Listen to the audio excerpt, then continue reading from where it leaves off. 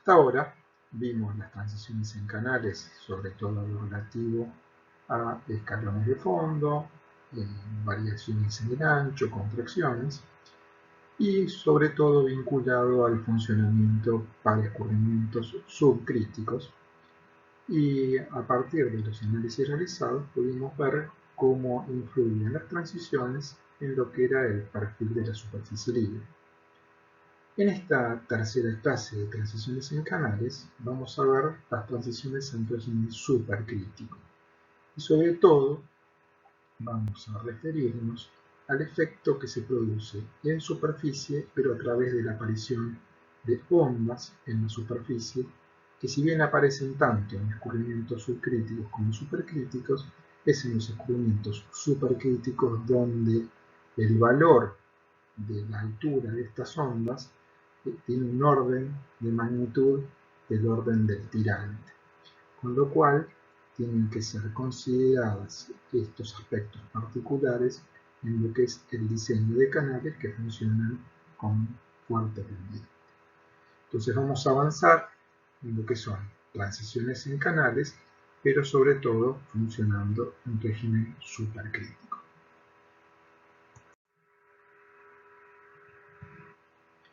Como hemos dicho, en escurrimiento supercrítico se desarrollan ondulaciones o ondas en la superficie cuya magnitud es comparable a los parámetros del flujo medio de los escurrimientos supercríticos, es decir, sobre todo a lo que es el estirante uniforme, el estirante característico en escurrimiento supercrítico. La formación de ondas como consecuencia de los cambios en la geometría del canal o de la aparición o existencia de obstáculos en la corriente no solo se produce en escurrimientos en régimen supercrítico, como dije antes, también pueden producirse en escurrimientos subcríticos, pero es en los escurrimientos supercríticos donde este tipo de fenómenos cobran una magnitud suficiente como para tener que tenerlo en cuenta en el diseño de los canales.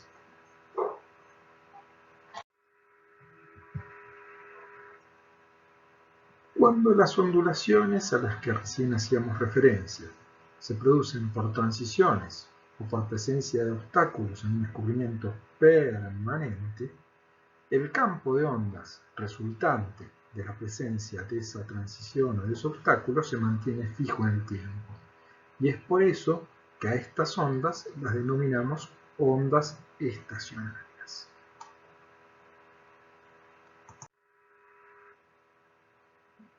Pero veamos entonces las ondas en canales. Vamos a hacer primero un pequeño repaso de lo que vimos en ondas en escurrimientos a superficie libre. Por ejemplo, si uno tira una piedra en un canto rodado, una determinada masa de agua, por la presencia, la discontinuidad en la superficie que genera el impacto de la piedra contra la superficie, se va a generar una serie de ondas de depresión y sobreelevación de la superficie libre que se van transmitiendo en el tiempo y van teniendo un desarrollo espacial por el avance de esas ondas. Nosotros analizamos estas ondas de pequeña amplitud en el tema de escurrimiento de superficie libre y vimos que la velocidad de propagación de estas ondas la llamábamos celeridad, y si considerábamos que las ondas eran de pequeña amplitud, esa velocidad valía raíz de g por h, siendo h el tirante. Si uno genera una perturbación periódica en un líquido en reposo, uno empieza a ver el desarrollo de estas ondas concéntricas que se desplazan en todas direcciones. Ahora, si uno genera una discontinuidad o genera una perturbación en una superficie que tiene una velocidad, una cierta velocidad de escurrimiento, se pueden presentar diversas situaciones de acuerdo a si el escurrimiento es subcrítico, crítico o supercrítico. En el caso de escurrimientos subcríticos, la velocidad de propagación de las ondas es mayor que la velocidad media del escurrimiento, con lo cual hacia aguas arriba la onda puede propagarse. Entonces, por eso decimos que en los escurrimientos subcríticos las perturbaciones pueden propagarse aguas arriba, es decir, que las ondas de perturbación pueden transmitir información hacia aguas arriba. En los escurrimientos críticos no sucede, se genera un frente de onda continuo en el punto donde se genera la perturbación. Eso es otra de las condiciones que genera inestabilidad en los flujos críticos. En el caso de escurrimientos supercríticos, las perturbaciones, la velocidad de las ondas que transmiten información de las perturbaciones es menor que la velocidad del escurrimiento, con lo cual las ondas no pueden avanzar hacia aguas arriba, y entonces se genera un movimiento de estas ondas cuyo centro se desplaza, por supuesto, con la velocidad del escurrimiento medio hacia aguas abajo, y la celeridad de la onda, al ser menor, no puede remontar la corriente. En esos casos se van a producir diversas ondas que en el tiempo uno las puede ir colocando de tal manera que quede definido un cierto frente con un ángulo beta.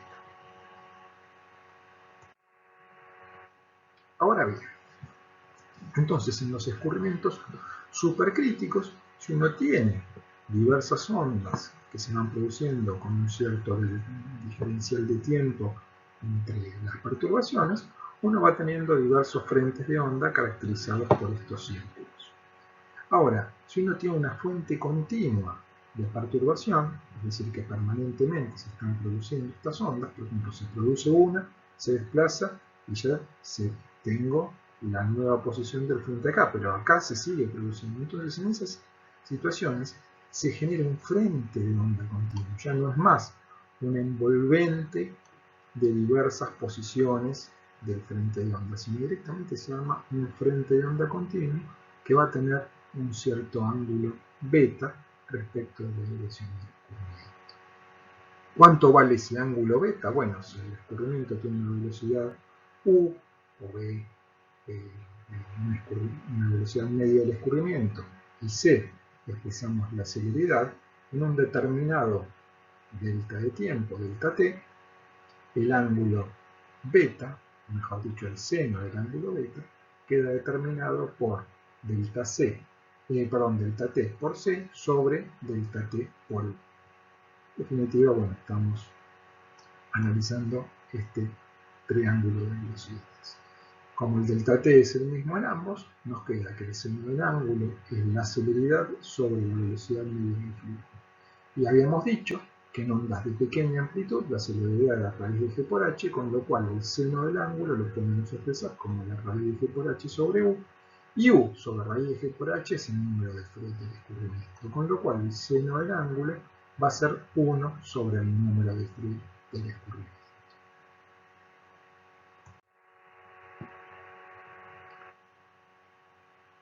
Las ondas estacionarias que se producen en escurrimientos supercríticos pueden, como dijimos antes, tener dimensiones tales que son del orden de magnitud del propio tirante del escurrimiento, con lo cual en esos casos la hipótesis que consideramos de ondas de pequeña amplitud no sería válida. Entonces ahí tendríamos que hacer una corrección del ángulo beta, no ya determinado como 1 sobre el número de Freud, sino que habrá que hacer una corrección para tener en cuenta que las ondas, al no ser de pequeña amplitud, la celeridad no va a ser exactamente raíz de g por h.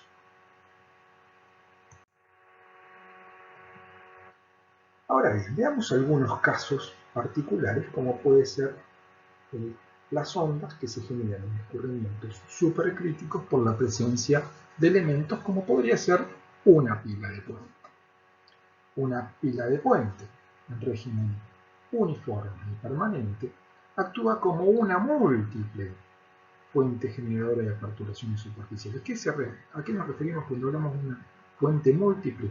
Es decir, que permanentemente está generando ondas. La presencia de esta pila va a hacer que se produzca una sobrelevación de la superficie libre en el frente y en correspondencia con lo que sería una especie de punto de estancamiento, y una depresión de la superficie libre en los laterales. Acá podemos ver un esquema ampliado de lo que serían las condiciones en torno a la pila. Tenemos un punto A donde hay una sobreelevación debido al apilamiento que se produce en el frente de la pila, que actúa como un punto de estancamiento. Incluso acá se produce un flujo descendente y una serie de vórtices. A los costados de la pila, por efecto de la aceleración del flujo, esa aceleración del flujo está acompañada por una disminución de la superficie libre, o sea, tenemos un punto de sobreelevación A, un punto de depresión en B a cada lado de la pila, y después una recomposición con un punto C aguas abajo en la zona de separación, donde tenemos también una sobreelevación de la superficie libre. Entonces, en la pila, las perturbaciones se producen en todo instante, o sea, permanentemente se están produciendo estas ondas que se propagan hacia aguas abajo. Y entonces, cada uno de estos puntos, que acá lo identifique como A, B o C, de sobreelevación o depresión, constituye para el resto del escurrimiento una fuente de generación de perturbaciones, y estas se van a propagar en todas direcciones. En definitiva, lo que nos van a quedar es un frente de onda que corresponde a cada uno de estos puntos característicos, como vimos en las diapositivas anteriores.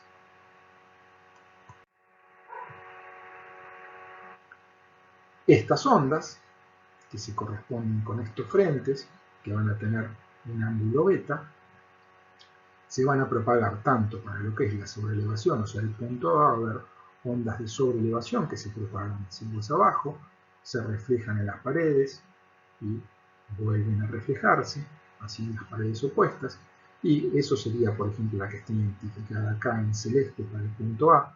En celeste más claro tenemos también otra sobreelevación que correspondía con el punto C, que se propaga hacia abajo con este mismo ángulo y va reflejándose en las distintas paredes, y también ondas de depresión en correspondencia con los puntos B, que se correspondían con depresiones.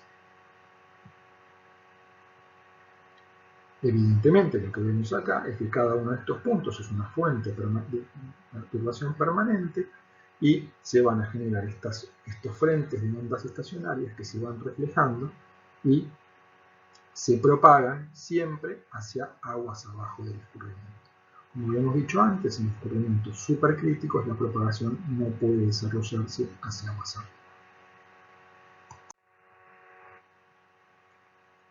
De la misma manera que pasa con una pila de puente, sucede en las paredes. Una irregularidad en las paredes, un cambio en las condiciones geométricas en las paredes, va a hacer que aparezcan estos frentes de ondas estacionarios.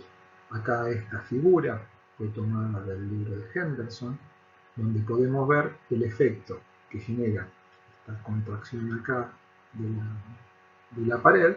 Se genera una onda estacionaria que se refleja, se genera en esta pared, se genera una onda estacionaria con un ángulo beta, llega a la pared opuesta, se refleja y así sucesivamente. Y lo mismo sucede de este lado, evidentemente en un flujo simétrico donde podemos ver el campo simétrico de ondas estacionarias que se van produciendo, se propagan hacia aguas abajo y se van reflejando contra las paredes de acuerdo a las leyes de reflexión de ondas.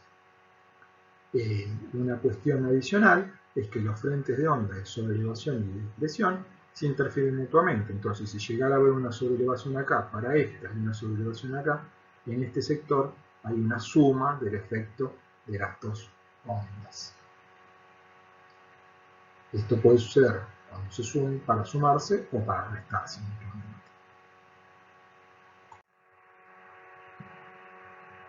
Entonces analicemos el caso particular de cambios de dirección de las paredes en régimen supercrítico.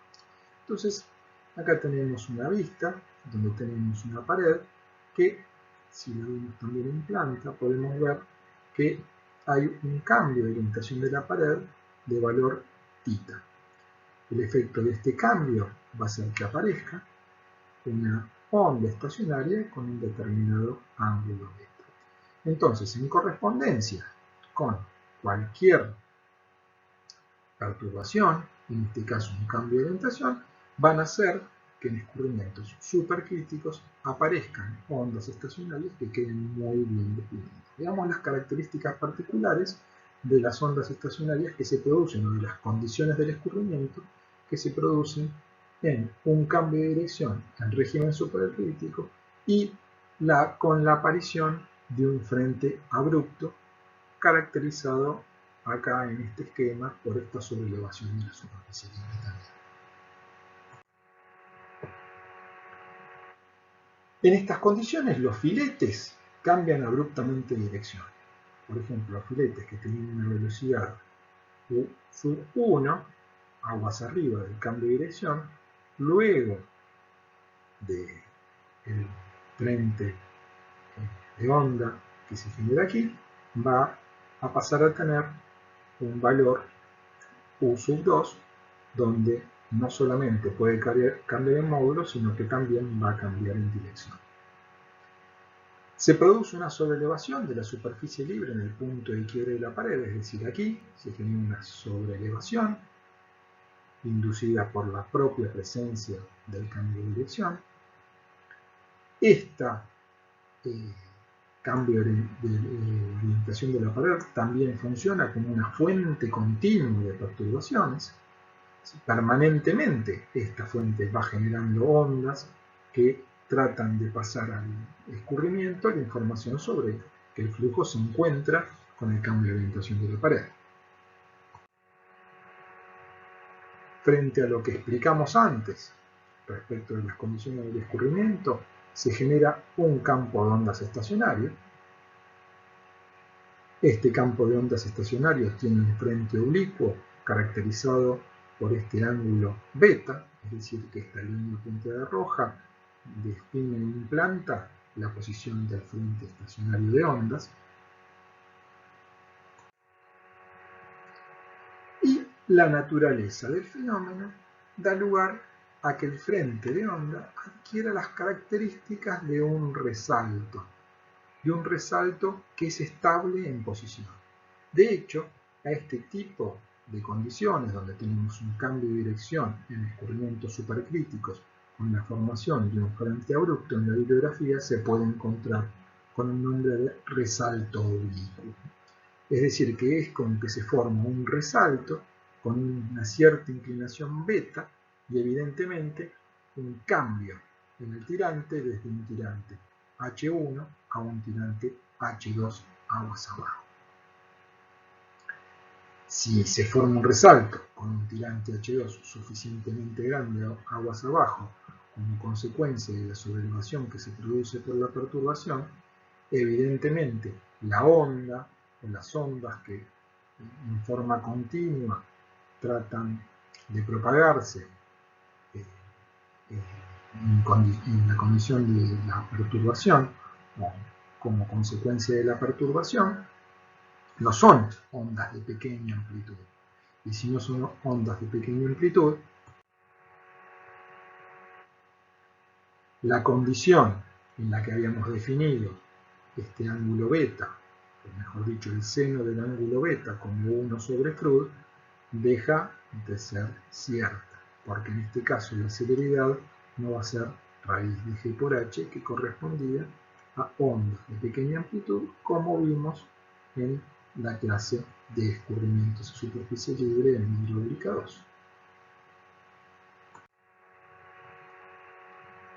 Entonces, para caracterizar estos resaltos oblicuos, vamos a tener que hacer una corrección del seno del ángulo para determinar realmente cuánto vale el ángulo del frente de onda, pero también para determinar cuánto vale el tirante aguas abajo de ese frente de onda. Entonces, para eso, con las mismas hipótesis utilizadas para el análisis del resalto, considerando fondo casi horizontal, podemos plantear las ecuaciones vistas para resalto libre, pero ahora aplicadas en la dirección normal al frente de onda, es decir, en esta dirección. Nosotros vamos a aplicar, si acá se nos forma un resalto que tiene esta inclinación, nosotros podríamos aplicar las ecuaciones, como vimos hasta ahora, en la dirección normal al frente de onda. Es decir, que tendríamos que trabajar con esta velocidad y esta velocidad en la dirección normal.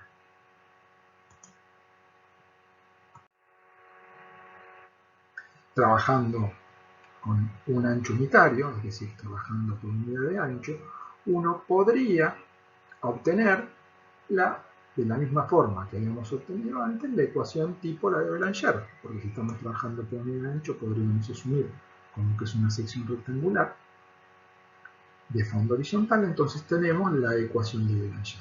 Lo único que como estamos trabajando en la dirección normal, ahora este número de Froude incidente va a ser el número de Froude incidente en la dirección normal. ¿Cómo queda definido entonces este Froude incidente en la dirección normal? Es la velocidad aguas arriba del resalto en la dirección normal, es decir, U1n sería esta componente de la velocidad sobre la raíz de g por h1. Evidentemente, U1n es U1 por el seno del ángulo beta, y entonces el Froude 1 en la dirección normal va a ser el Froude 1 por el seno de beta, porque reemplazando esto acá, me va a quedar 1 sobre raíz de g por h1, que es Froude 1, por el seno del ángulo.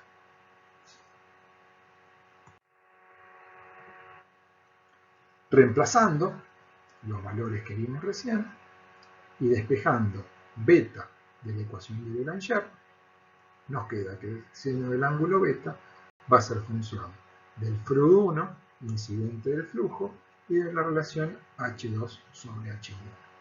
Entonces, con esta ecuación podemos determinar el ángulo del frente de onda, conocidos H1 y H2. Fíjense que acá, respecto de la ecuación que habíamos obtenido antes, ¿se acuerdan que antes habíamos obtenido que el seno del ángulo era 1 sobre Froude 1, que esa correspondía a ondas de pequeña amplitud? Fíjense que si la inclinación es suficientemente chica como para despreciar que se produzca, entonces en ese caso H2 va a ser igual a H1, este término nos queda 1, 2 por 1, 1, 2 por 1, 2, más 1, 3, al cuadrado es 9, 9 menos 1 es 8, 8 sobre 8, 1, la raíz de 1 es 1, con lo cual, si la inclinación de la pared fuese imperceptible, de forma que no haya una sobreelevación de la superficie libre y H2 fuera igual a H1, volveríamos a tener la ecuación de seno de beta igual a 1 sobre Froude. Pero, en esta ecuación, si bien parece sencillo determinarlo, conocidos H1 y H2, el problema es que tenemos más de una incógnita. Porque en este caso, H2 va a depender de varias cosas. Va a depender de las condiciones del escurrimiento y también va a depender del ángulo de cambio de dirección de la pared, es decir, del ángulo θ. Va a depender de θ y también de las condiciones del escurrimiento. Entonces vamos a tener que echar mano a otras ecuaciones para completar esta, pues tenemos más de una incógnita y vamos a tener que entonces armar un sistema de ecuaciones. ¿Con qué ecuaciones armamos este sistema? Bueno, por un lado podemos echar mano a la ecuación de continuidad y podemos aplicar la ecuación de continuidad en la dirección normal al escurrimiento. ¿Qué nos queda? La velocidad por el área, como estamos trabajando por unidad de ancho, sería la velocidad por el tirante por unidad de ancho. Aguas arriba va a ser igual a la velocidad por el tirante aguas abajo. Podemos reemplazar y tenemos una ecuación de este tipo, donde aparece U1, aparece el ángulo beta, aparece H1, aparece U2, aparece el ángulo beta, aparece θ y aparece H2. Esta de por sí no nos basta, sino que tenemos que conseguir otra nueva ecuación, y acá podríamos aplicar la ecuación de cantidad de movimiento, ya no en la dirección normal, con la que obtuvimos la ecuación de Belanger, sino en la dirección tangencial. En ese caso, como no hay fuerzas que estén descompensadas en la dirección tangencial, vamos a tener que la componente tangencial de la velocidad de aguas arriba va a ser igual a la componente tangencial de la velocidad de aguas abajo. Con lo cual, acá aparece una nueva relación y en base a esta y a esta podemos eliminar U1 y U2, por ejemplo, hacer esto sobre esto va a ser igual a esto sobre esto. Entonces ahí se nos eliminan las velocidades U1 y se nos eliminan las velocidades U2 y en definitiva operando nos queda que H2 sobre H1 es función del ángulo beta y del ángulo θ. Con la ecuación que obtuvimos recién y reemplazando este valor en la ecuación que habíamos obtenido antes para el seno del ángulo, obtenemos finalmente una ecuación que a través de una operación por tanteos nos permitiría determinar el ángulo de inclinación, y si conocemos el ángulo de inclinación y el ángulo de inclinación del frente de onda, y por otro lado conocemos la inclinación de la pared, nos va a permitir también determinar el tirante H2. Es decir, que en este caso uno podría hacer la resolución de este resalto oblicuo.